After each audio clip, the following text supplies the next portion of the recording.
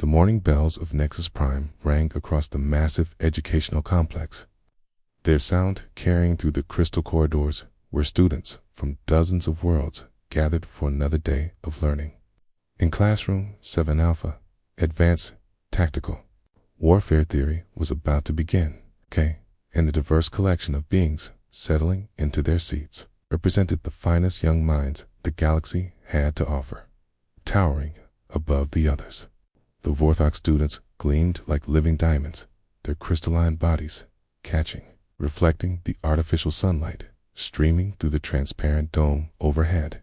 Each stood nearly 3 meters tall, their faces geometric patterns of sharp angles and glowing nodes that pulsed with internal calculations.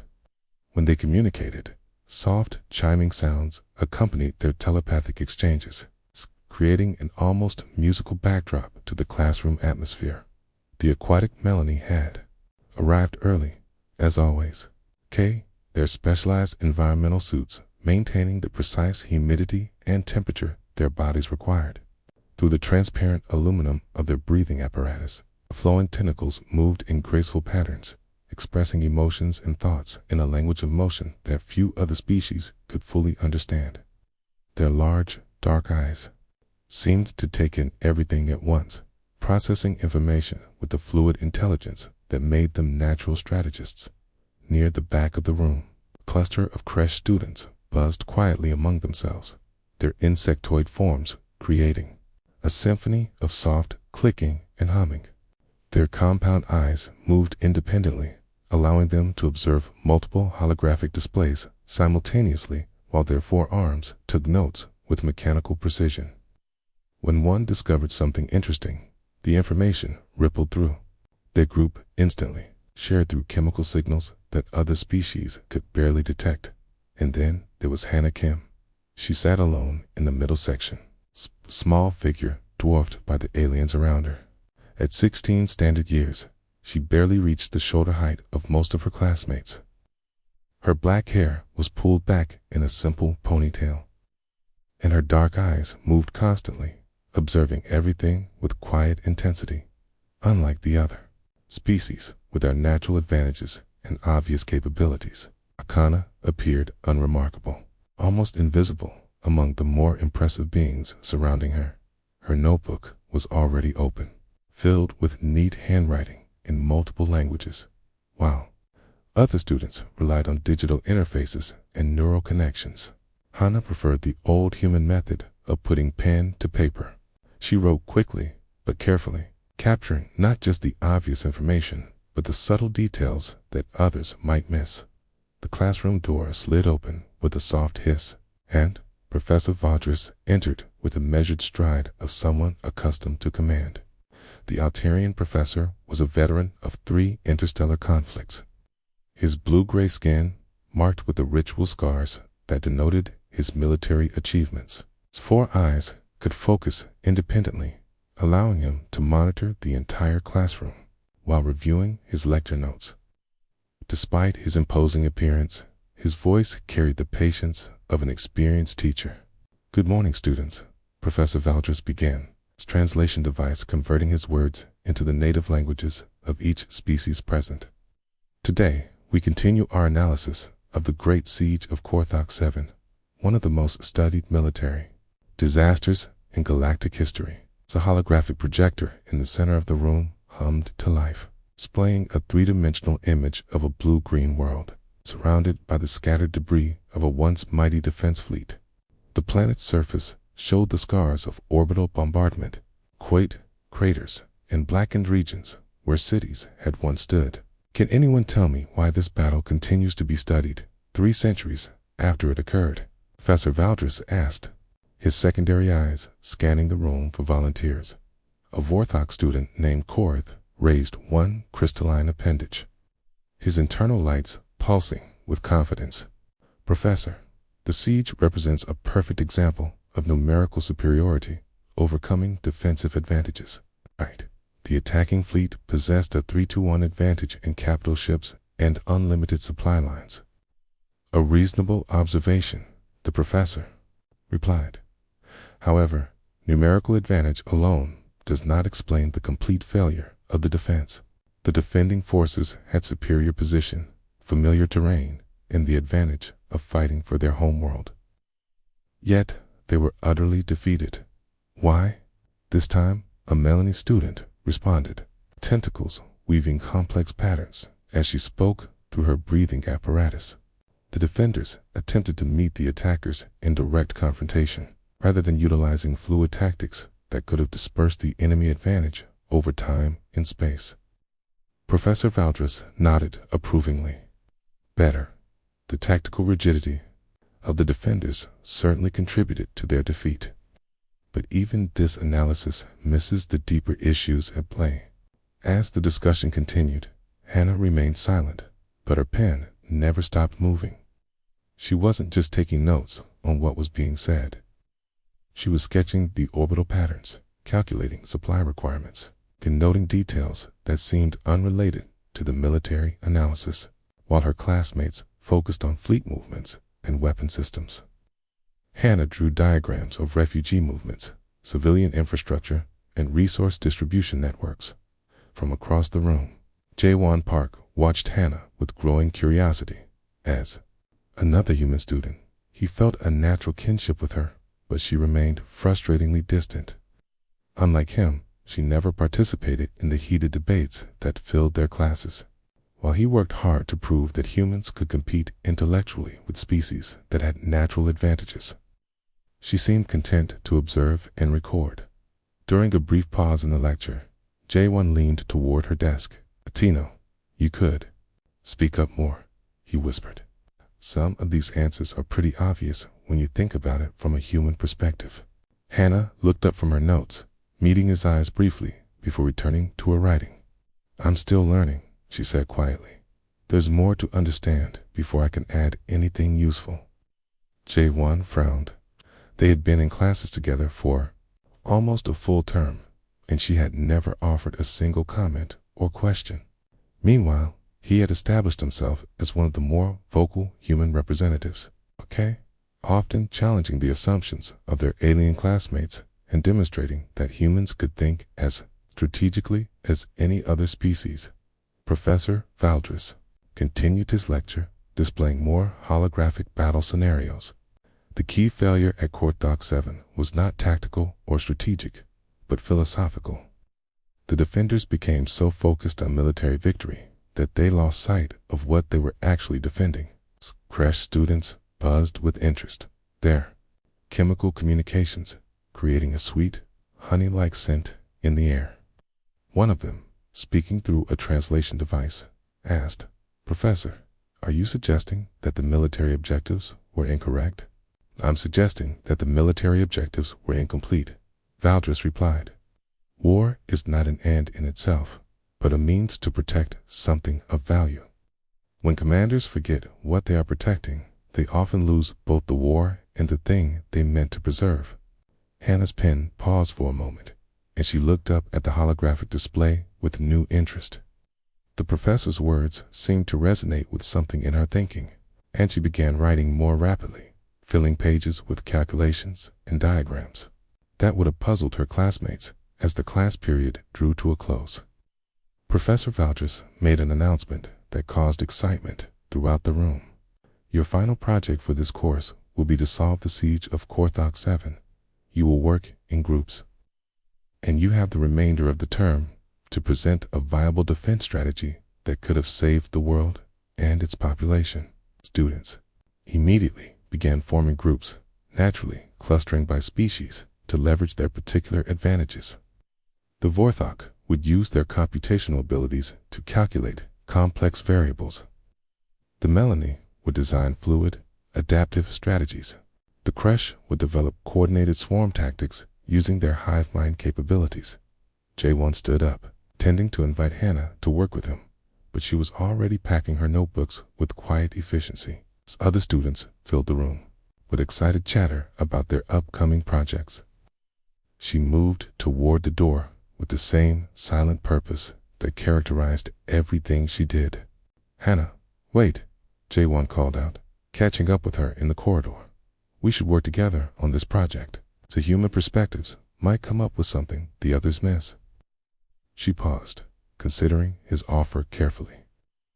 Around them, groups of alien students were already deep in animated discussions about fleet compositions and tactical formations. The hallway echoed with the sounds of a dozen different languages and communication methods. "Thank you," Hannah said finally, "but I think I need to work alone on this one. I have some ideas, but they're not fully formed yet." J1 watched her walk away, disappearing into the stream of students heading to their next classes. He couldn't understand why she insisted on isolating herself, especially when they could have presented a united human front in their academic work. In a galaxy where humans were often dismissed as primitive Deathworlders from a harsh planet, every opportunity to prove their worth seemed important. The Academy library buzzed with activity as students threw themselves into solving the greatest military puzzle in galactic history. Teams had formed naturally along species lines, each group confident that their unique abilities would unlock the secret that had eluded military strategists for 3 centuries in the central research area. The Vorthok team had commandeered an entire section of computational terminals. Their crystalline bodies pulsed with soft blue light as they processed thousands of variables simultaneously. Korath stood at the center of their formation, internal processors calculating fleet movements, supply requirements, and weapon effectiveness with mathematical precision that would have impressed any military computer. The numerical disadvantage can be overcome through superior positioning, he announced to his teammates, his voice carrying the harmonic overtones that indicated deep computational analysis. If we place the defensive fleet in a layered formation around the moon of Korthok 7, we can force the attackers into a narrow approach corridor. His fellow Vorthok hummed in agreement, their lights flickering in synchronized patterns as they shared data through their crystalline network. Holographic displays showed their proposed battle formation with defensive positions marked in geometric precision. Every angle had been calculated, every distance measured to the meter. Nearby, the Melanie team worked in fluid coordination, their tentacles weaving through the air as they manipulated their own holographic displays. Their approach to the problem flowed like water, with no rigid formations or fixed positions. Yuna, their most skilled strategist, guided her team through scenarios that changed and adapted like ocean currents. "The key is flexibility," she explained through her breathing apparatus. Her tentacles creating graceful patterns that emphasized her words. "We don't meet their strength with our strength. We flow around it like water around a stone. When they advance, we retreat. When they retreat, we advance. We become impossible to pin down." Their battle simulations showed defensive forces that moved like living things, never staying in one place long enough to be targeted effectively. It was elegant and sophisticated, drawing on millions of years of aquatic evolution that had taught them to work with forces rather than against them. The Kresh team operated differently than either group. 3 insectoid forms clustered around a single workstation, but their individual consciousness had merged into something greater. When one discovered a tactical insight, it rippled through the group instantly, shared through chemical signals and subtle body language that created a collective intelligence.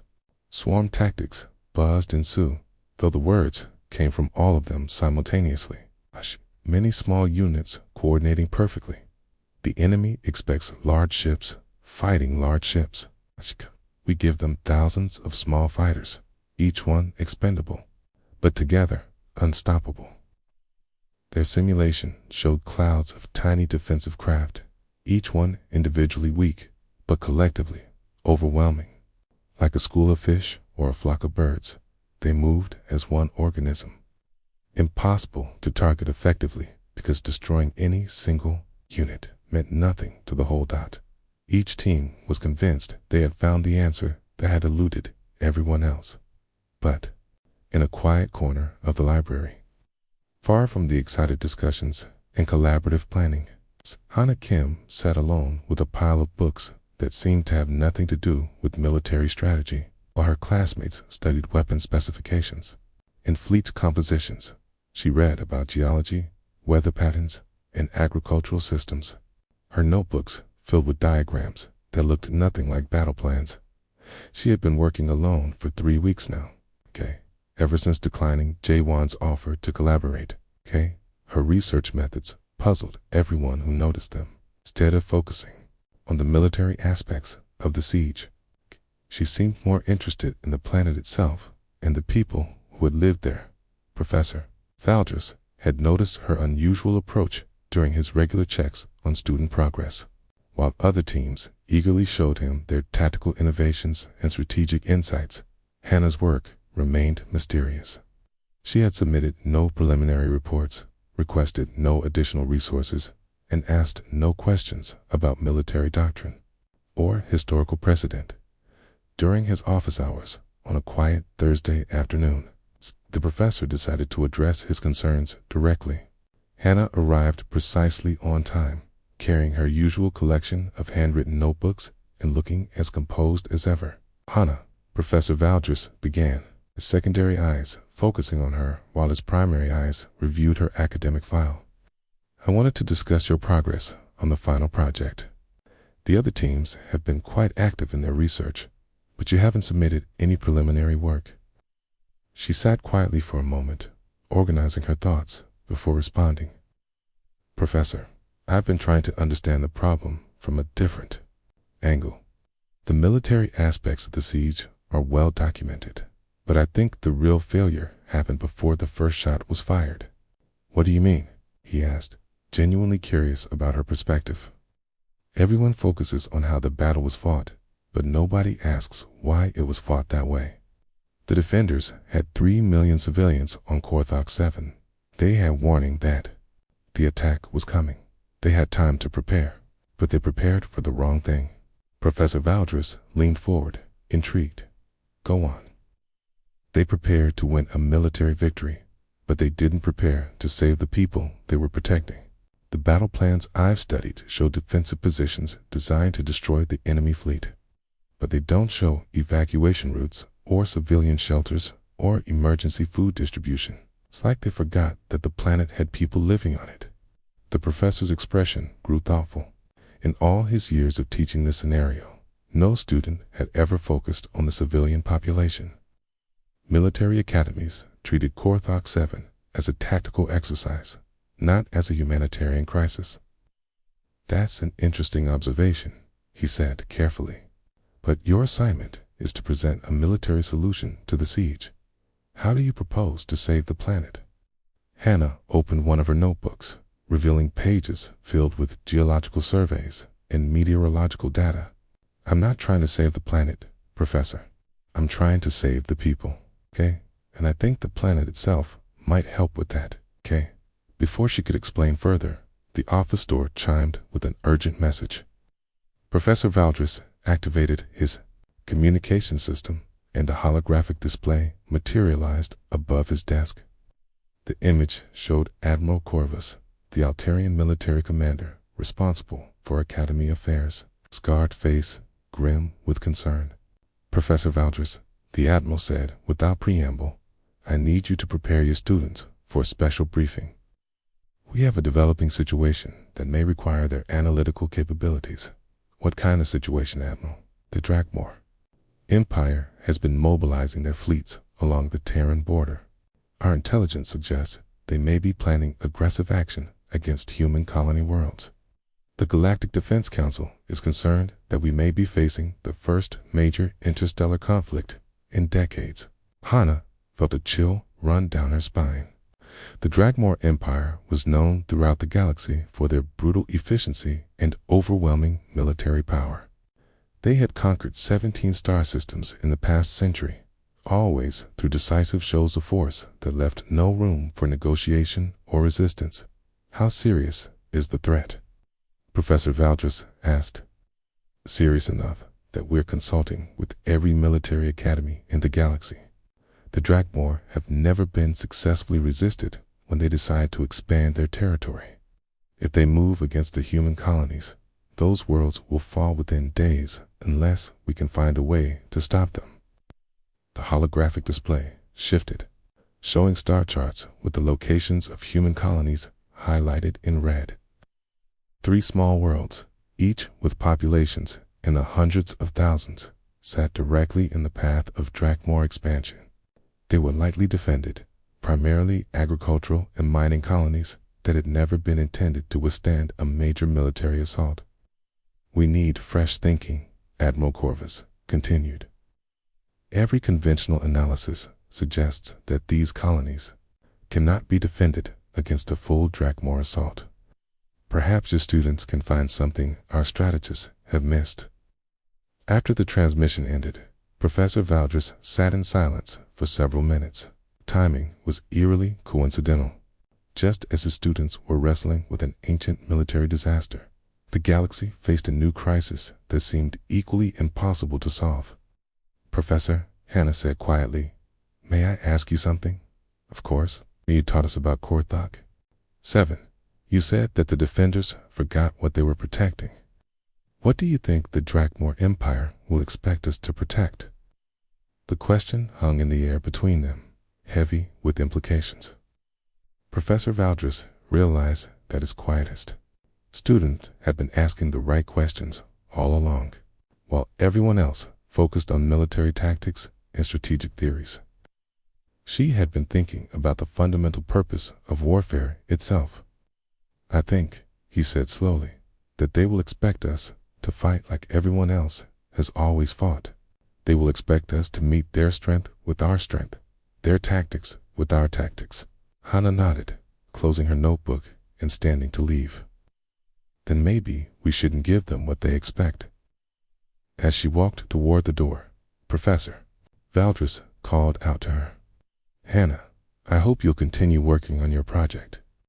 The great auditorium of the Galactic Educational Institute had never held such an important audience. What began as final student presentations had transformed into something far more significant.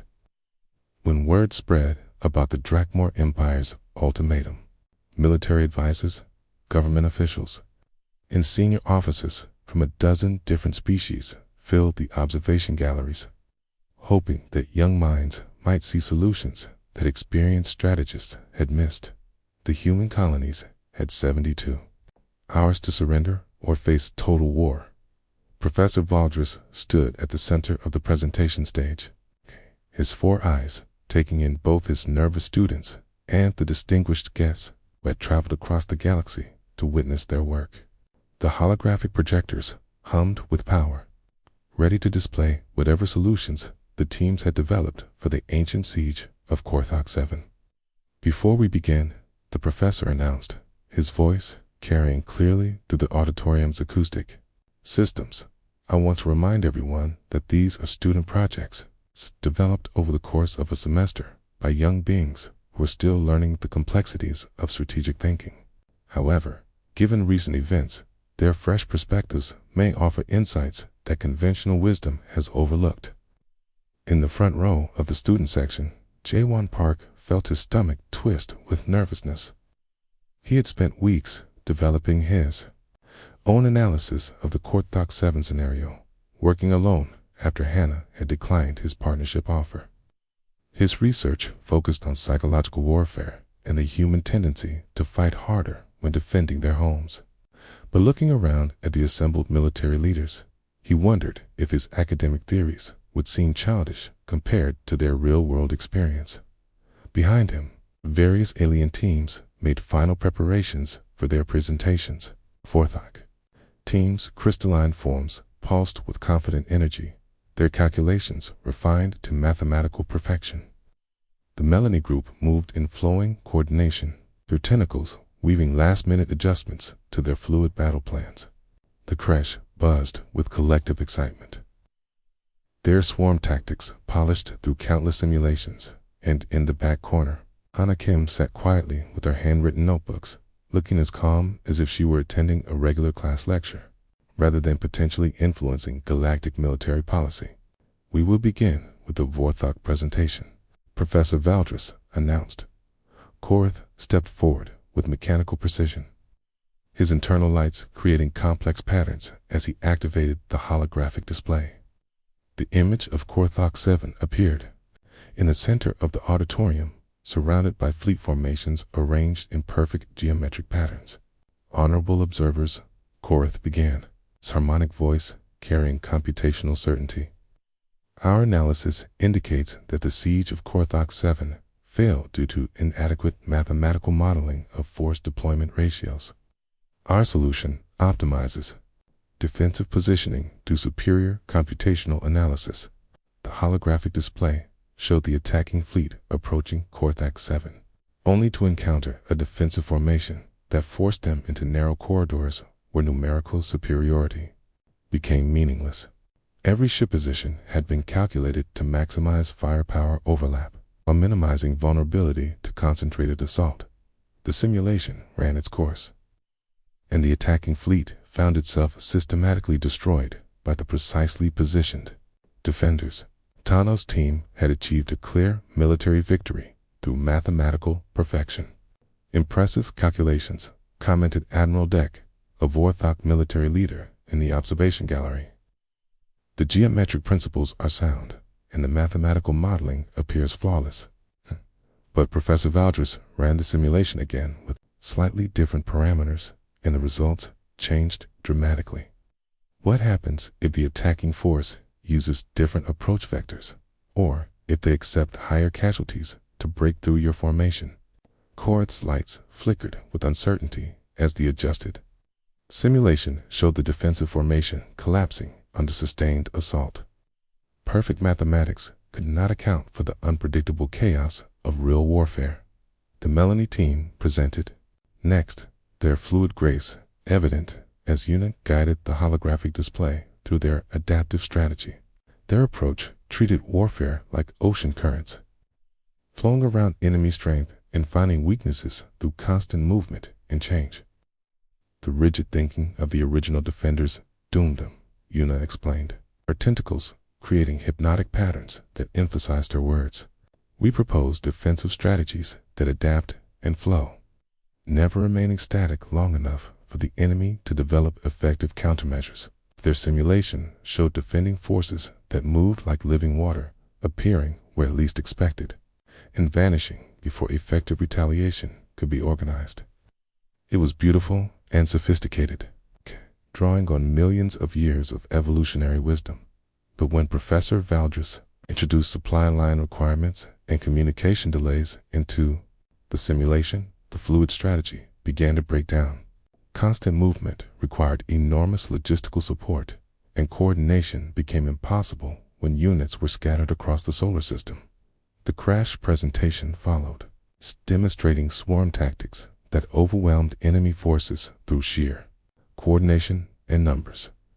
Thousands of small defensive units moved as a single organism. It's impossible to target effectively because no individual unit mattered to the whole.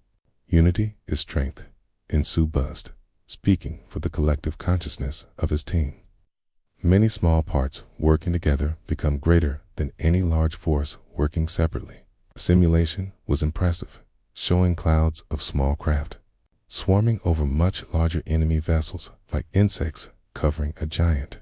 But the strategy required technological capabilities that the original defenders had not possessed, and it offered no protection for the civilian population caught in the crossfire. One by one, its team presented their solutions. All were clever, sophisticated, and ultimately flawed. Each approach solved part of the problem while creating new difficulties.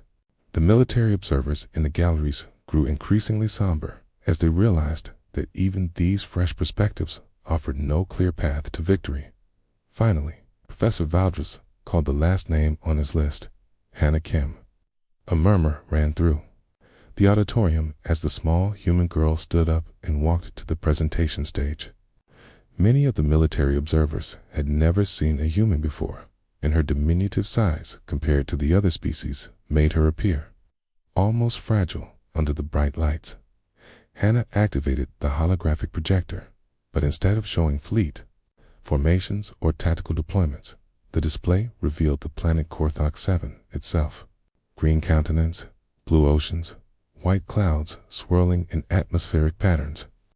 It looked alive and beautiful, not like a military objective. Honorable observers, Hannah began, her quiet voice somehow carrying clearly through the vast auditorium. I want to ask a different question about the siege of Korthok 7. Everyone studies, battled to learn how the defenders could have won. But what if winning the battle was never the right goal? The display zoomed in to show cities, towns, agricultural regions, and industrial centers. Small lights appeared throughout the image, each one representing population centers where real people had lived and worked and raised their families. 3 million beings lived on Korthok 7 when the siege began, Hannah continued. They were farmers, teachers, engineers, artists, children going to school, and parents working to provide for their families. The military commanders were supposed to protect these people, but their battle plans barely mentioned them. Jaewon leaned forward in his seat, finally understanding why Hannah had spent weeks studying geological surveys and weather patterns, instead of weapons, systems, and fleet tactics. The defenders prepared to fight a military campaign, but they forgot to prepare for a humanitarian crisis. They positioned their fleets to destroy enemy ships, but they didn't organize evacuation routes for civilians. They planned counterattacks and defensive strategies, but they didn't stockpile food or medical supplies for a prolonged siege. The holographic display shifted, showing the underground cave systems that honeycombed Korthok 7's geology. Natural formations created by millions of years of volcanic activity had left vast networks of tunnels and caverns throughout the planet's crust. What if the goal wasn't to defeat the attacking fleet, Hannah asked, but to save the people being attacked? Her simulation began differently than all the others. Instead of showing military preparations, it showed civilian evacuations. Entire populations moving through hidden underground networks, while automated systems made it appear that the planet was still fully inhabited and defended. The attackers expected resistance. They planned for military opposition, prepared to fight defending fleets and ground forces. But they never planned to attack empty cities and vacant military bases. The simulation showed the attacking fleet arriving at Korthok 7 to find what appeared to be a normal defended world. They engaged the defensive positions and found reasonable resistance, exactly what their tactical doctrine expected. But as they committed more forces to the surface invasion, they discovered that they were fighting ghosts. By the time they realized the population had been evacuated, their own forces were scattered across the planet. Their supply lines were overextended, and their military reputation was damaged by reports that they were struggling to conquer an empty world. The emergency council chambers on Nexus Prime had never hosted such a diverse gathering of military minds. Representatives from every major species in the galaxy sat around the massive circular table, her different forms creating a living display of the alliance that had maintained peace for over a century. But peace was ending, and everyone in the room knew it. Admiral Corvus stood at the head of the table, his scarred face grim as he activated the central holographic display. The image showed 3 small worlds highlighted in red against a star map, each one representing hundreds of thousands of lives hanging in the balance. The Drakmor Empire has given us 18 hours to respond to their ultimatum, he announced, his voice carrying the weight of impossible decisions. Surrender the colonies of New Sol, Beeson Prime, and Daegu Station, or face total war. Round the table, military leaders from a dozen species shifted uncomfortably. The Drakmor Empire had never been successfully resisted when they decided to expand their territory. Their military doctrine was simple and effective. Overwhelming force applied without mercy until resistance collapsed completely. General Deck, the Vorthok military commander, spoke first. Our computational analysis indicates a 0.3% probability of successful defense using conventional tactics. The Drakmor fleet contains 400 capital ships, supported by unlimited supply lines and experienced crews. The colonies have minimal defensive capabilities, added Admiral Archan of the Melanie Forces. 30 patrol ships, orbital defense, platforms that are decades old, and ground forces trained for peacekeeping rather than warfare.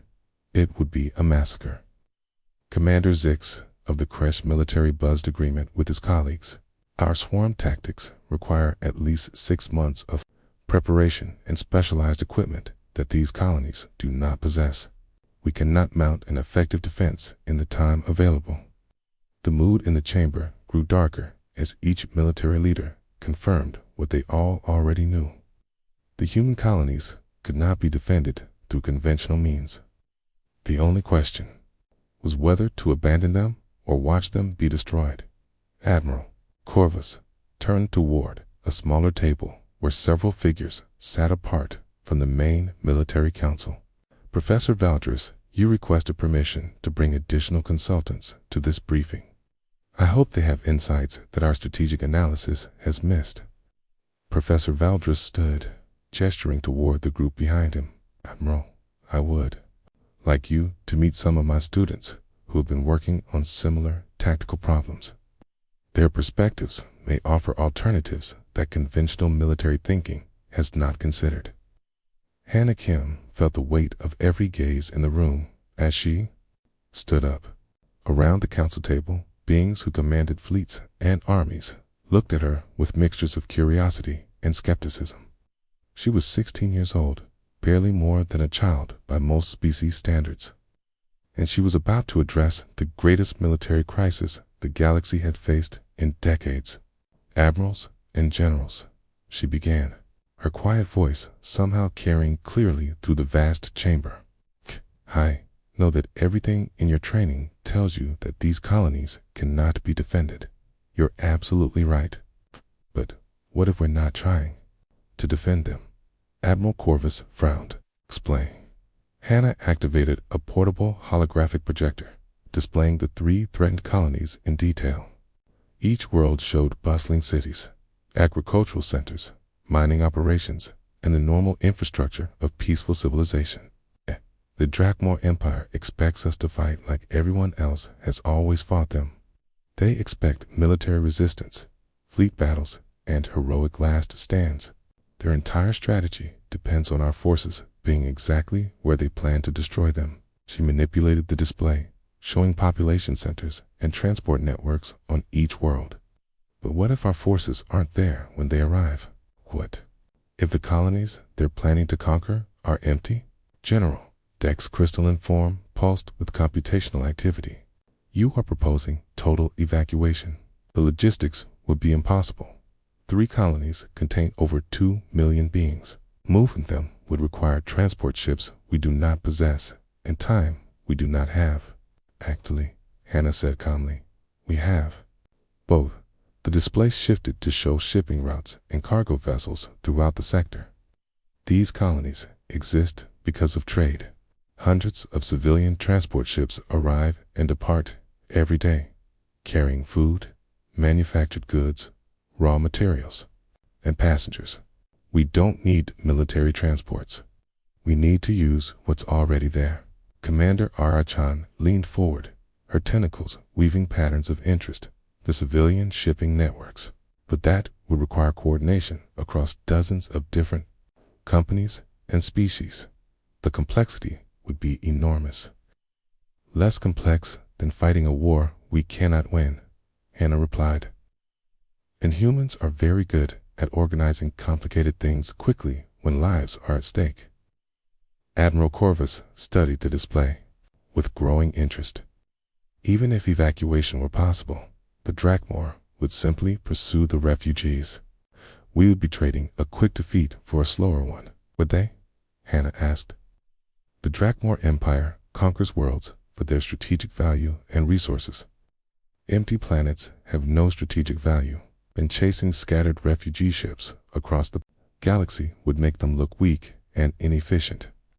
She changed the display again, showing news broadcasts and diplomatic communications. The galaxy is watching this crisis. Every species with colonies near Drakmor space is wondering if they might be next. The Drakmor are seen struggling to conquer empty worlds, while millions of refugees escape. It damages their reputation for overwhelming efficiency. Professor Valdres stepped forward to support his student. The psychological impact could be significant. The Drakmor rely on fear as much as firepower. If their expansion appears wasteful and ineffective, other potential targets might be emboldened to resist. The chamber fell silent as the military leaders considered this radically different approach to the crisis. Around the table, beings trained in conventional warfare struggled with the concept of victory through apparent defeat. Finally, Admiral Corvus spoke. Assuming evacuation were possible, how do you propose to maintain the illusion of normal defensive preparations while secretly moving 2 million beings? Hannah had been waiting for this question. We do both at the same time. Military preparations continue exactly as the Drakmor expect, but the soldiers preparing defenses are volunteers who know they're buying time for evacuations. Meanwhile, civilian evacuations happen under cover of normal commercial traffic. The defenders would be sacrificing themselves, General Deck observed. Some of them, Hannah agreed, but far fewer than would die in a conventional defense. Think their sacrifice would save millions of others. Ki Wan Park, who had been listening from the observation area, felt a chill as he realized the full scope of what Hannah was proposing. It wasn't just military strategy. It was a complete reimagining of what victory meant in warfare. Admiral Rajan asked the question that was troubling all of them. Young human, your strategy requires perfect coordination between military forces, civilian authorities, and commercial interests across 3 different worlds. It requires maintaining security while moving millions of people. It requires volunteers willing to face certain death to protect evacuation operations. How can you be certain that such a plan would work? Hannah met the Admiral's gaze steadily. I can't be certain it will work, Admiral, but I'm certain that conventional military resistance will fail. At least this way, we save the people we're supposed to be protecting. The silence stretched longer this time. Military officers who had spent their careers preparing for conventional warfare found themselves confronting a strategy that challenged everything they understood about conflict and victory. Commander Zix broke the silence with a soft, buzzing sound that indicated deep consideration among the crashed collective consciousness. The logistics would be incredibly complex, but not impossible. Our commercial networks are more extensive than our military ones. The psychological warfare aspects have merit, added General Deck. If the Drakmor expansion appears ineffective, it could destabilize their political structure. Admiral Corvus looked around the table at his fellow commanders.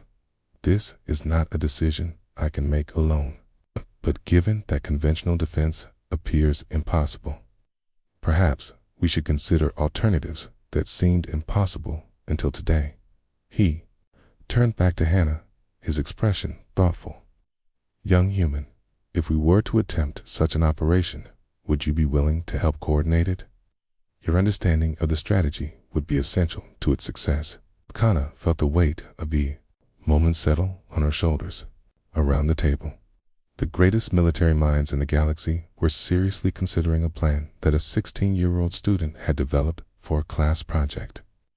The lives of millions of people might depend on whether her theoretical understanding could be translated into practical action. Yes, Admiral, she said quietly. I would be honored to help. Professor Valdres felt a surge of pride as he watched his quietest student accept responsibility that would have overwhelmed most experienced officers. Around the chamber, military leaders began the careful process of turning theory into reality. Knowing that they had less than 18 hours to organize the largest evacuation in galactic history, the Drakmor war fleet arrived at New Sol exactly on schedule. Their massive ships emerging from hyperspace with the precision that had made them the most feared military force in the galaxy. Admiral Vox stood on the bridge of his flagship, watching the human colony grow larger on his display screens, or in his 3 decades of conquest. He had never encountered meaningful resistance from any species foolish enough to oppose the Drakmor Empire. Initial scans show normal defensive preparations, reported his tactical officer. Orbital platforms are active. Patrol ships are in standard formations. And ground-based energy signatures indicate military installations preparing for siege. Admiral Vox nodded with satisfaction. The humans were responding exactly as predicted, gathering their pitiful forces for a heroic but doomed last stand. It would be over quickly. The Empire would add another world to their expanding territory. But something was wrong. On the surface of New Sol, in the command bunker that served as the colony's military headquarters, Colonel Min-jae, you watched the Drakmor fleet through long-range sensors. Around him, volunteer soldiers prepared defensive positions with grim determination. They knew their job was not to win, but to buy time for something far more important. All civilian transports have cleared the system, reported Lieutenant Soyeon Chen, her voice steady despite the impossible odds they faced. The last refugee ships jumped to hyperspace 6 hours ago. Colonel, you nodded, feeling a mixture of relief and sadness. The evacuation had worked exactly as the young human strategist had predicted. Over the past 17 days, while the Drakmor fleet traveled toward New Sol, a steady stream of commercial vessels had carried away every civilian on the planet. To outside observers, it looked like normal trade traffic. In reality, it was the largest rescue operation in galactic history. Sir, called Sergeant Dong-Yoon Park from the communications station, receiving a message from the Drakmor flagship. They're demanding immediate surrender. Tell them we're considering their terms. Colonel, you replied. Request 12 hours to consult with colonial leadership. It was a lie. Of course, there was no colonial leadership left to consult. The government officials had been among the first evacuated, leaving behind only military volunteers who understood they were sacrificing themselves to protect millions of others. Admiral Vox received the delay request with impatience, but no surprise. Most species attempted some form of negotiation before accepting the inevitable. He granted the 12 hours, confident that it would make no difference to the final outcome. But those 12 hours gave the galaxy time to watch. News networks across dozens of worlds reported on the Drakmor ultimatum and the human response, instead of the usual quick conquest that marked Drakmor expansion. This confrontation was becoming a prolonged affair that attracted attention from every corner of civilized space. On Nexus Prime, Hana Kim monitored the situation from the emergency command center that had been established in the Academy's main conference room. Banks of communication equipment allowed her to coordinate with military forces, refugee operations, and intelligence gathering networks across 3 star systems. The evacuation of Busan Prime is 70% complete, reported Jae-won Park, who had volunteered to help coordinate the massive logistical operation. Daegu Station finished yesterday, but they're maintaining normal shipping schedules to avoid suspicion. Hannah nodded, her attention focused on the holographic displays that showed ship movements throughout the affected sectors. Every transport vessel, every military unit, every refugee convoy was represented by points of light moving across the 3-dimensional map. What about the military volunteers? She asked.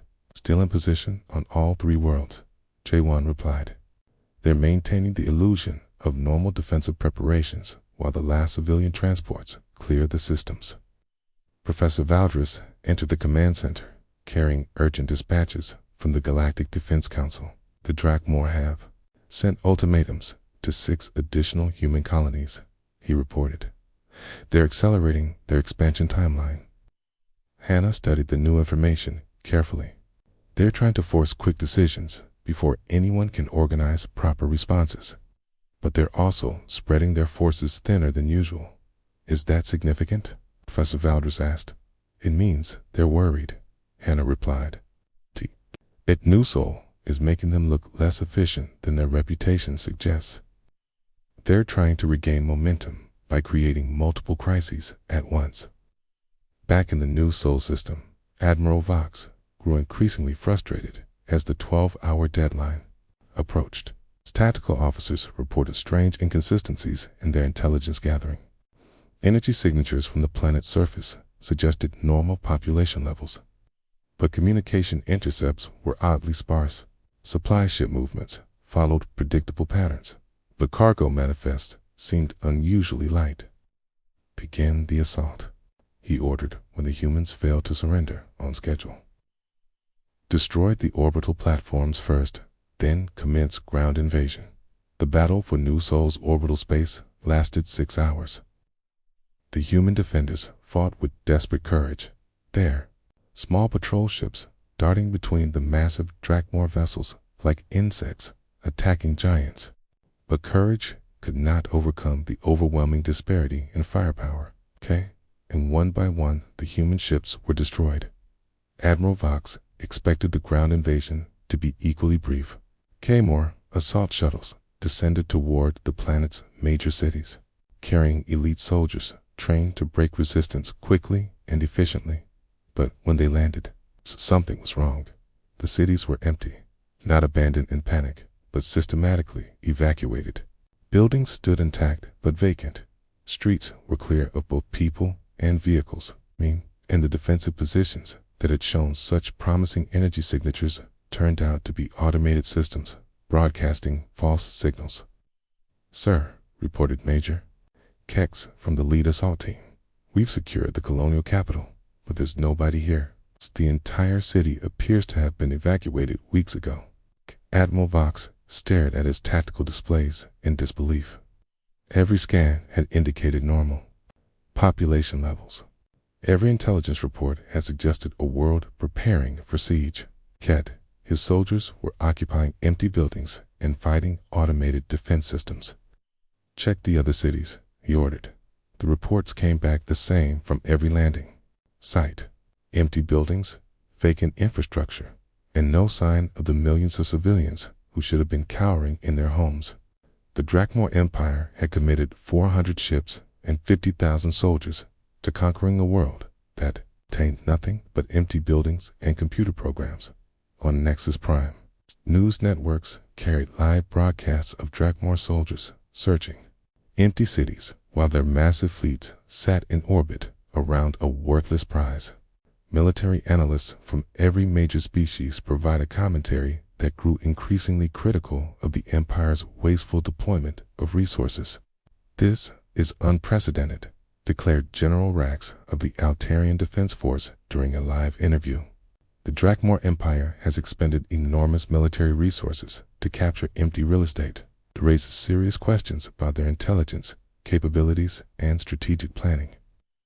Similar commentary spread across the galaxy as the Empire's reputation for overwhelming efficiency crumbled under the weight of public scrutiny. For the first time in their expansion history, the Drakmor appeared foolish rather than fearsome in the new Sol Command bunker.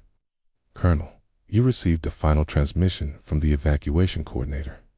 All refugee ships have reached safe harbor," the message reported. 2,300,000 souls successfully relocated to protective custody across 17 different star systems. The colonel smiled as he prepared the bunker's self-destruct sequence. His volunteers had bought enough time for every civilian to escape, and their sacrifice had served a purpose greater than military victory. Admiral Vox faced an impossible choice.